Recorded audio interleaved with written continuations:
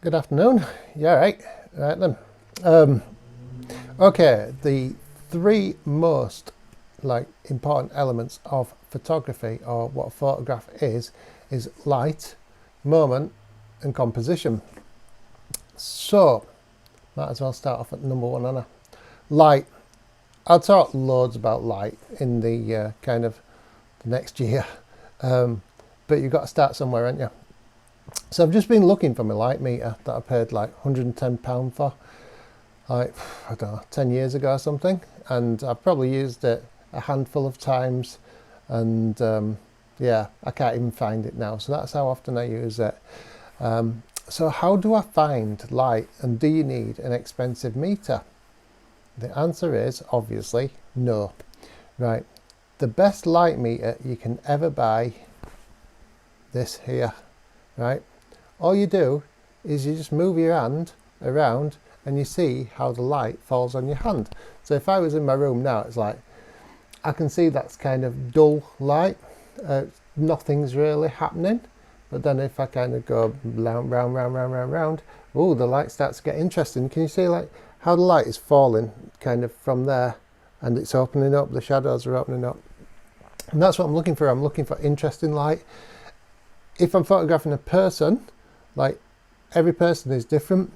There's, again, I won't get too into this, but there's different types of light. There's hard light and soft light, diffused light, wow, whatever. But you need to know who you're photographing. So for example, if you're photographing probably a female solicitor or something, they won't thank you for photographing them in hard light.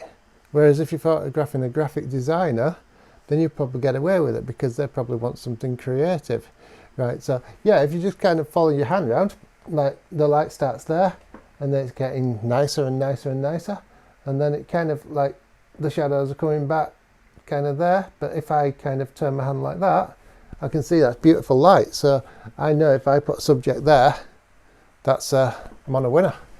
And that's what I do. And it's taken me a while to learn light. And at first, when I was learning light, and I usually learned it kind of via flashes and strobes and studio lights, but now I actually prefer natural light. I don't say I'm a natural light photographer, because that basically means I've no idea on how to use flash. But I do prefer natural light, although I can use flash and lights very well. I was thinking kind of like, how do you study it? One book that I bought, me, talking about books, it's unusual, isn't it? This one used to be the book that everyone would always buy. It's Light, Science and Magic. And for me, I've always struggled with science and maths. So when I'm looking at kind of graphs and inverse square laws, it just turns me off massively.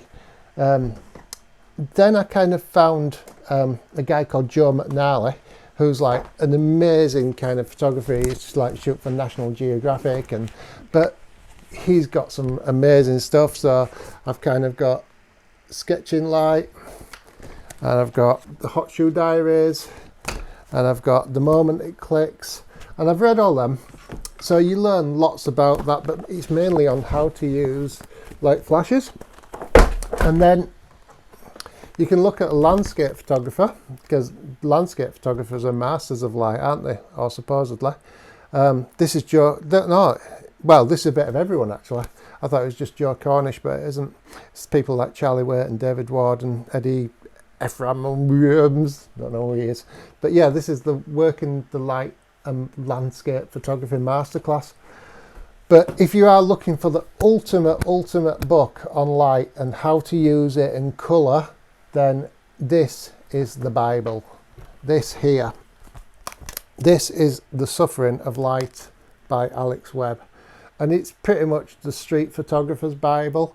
There's no words or anything in it. It's just you're looking at the pictures, you're looking at the light, but it's mastery at its best. So yeah, light is your friend. Use it. It's been emotional.